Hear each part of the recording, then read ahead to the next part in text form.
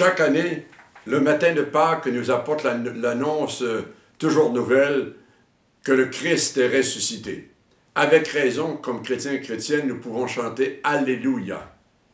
Et à l'ère du numérique, à l'ère des communications extraordinaires, notre foi se base encore sur le témoignage de tous ceux et celles qui, comme Pierre, Jean, Marie de Magdala, comme nos parents, comme tous ceux et celles qui nous ont aidés à grandir dans la foi et qui nous ont transmis la foi. Donc la foi repose sur le témoignage de tant de chrétiens qui ont pris le flambeau de la foi pour nous le transmettre.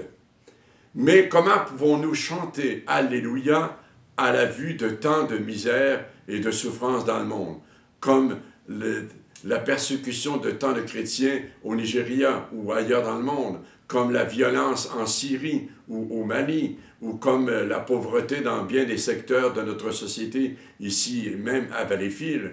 Comment pouvons-nous chanter Alléluia lorsque des personnes sont aux prises avec la pauvreté et la violence?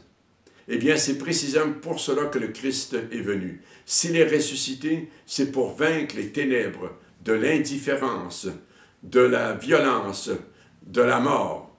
Il est venu faire régner là où il y a la haine, l'amour. Il est venu faire régner la vie là où il y a la mort. Il est venu faire régner la lumière là où il y a les ténèbres et la paix là où il y a violence et guerre. Mais qui aujourd'hui va prendre le relais? Qui va témoigner de cette foi au Christ ressuscité, non seulement en des paroles, mais surtout par des gestes concrets de partage, d'entraide et de justice? Eh bien, qui va creuser la faim de Dieu dans le cœur de tant de nos frères en humanité qui souffrent ou qui cherchent un sens à leur vie, ou qui cherchent le bonheur?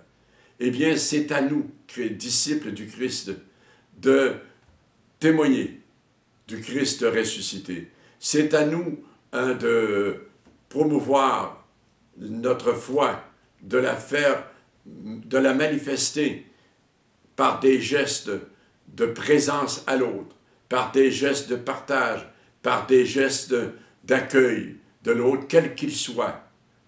Et c'est à nous d'aller vers les gens pour leur dire « Aie confiance ».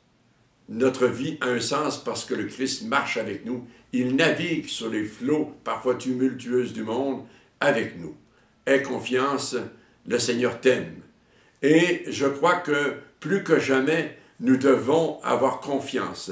Nous avons un nouveau pape, le pape François, qui, je crois, nous apporte un vent de fraîcheur, un regain de vie et d'espérance par sa manière de vivre. Et à sa suite, il faut être humble, il faut être plein d'espérance. Le Seigneur nous guide, il est dans la barque, et il est avec nous pour découvrir et emprunter des chemins nouveaux de paix, de justice et de partage. Alors, avec le pape François Ier comme notre nouveau pasteur, allons de l'avant. Avançons avec confiance sur les eaux parfois tumultueuses et troubles du monde pour apporter la lumière, la vie et l'amour du ressuscité. Bonne et sainte et joyeuse Pâques à chacun et à chacune.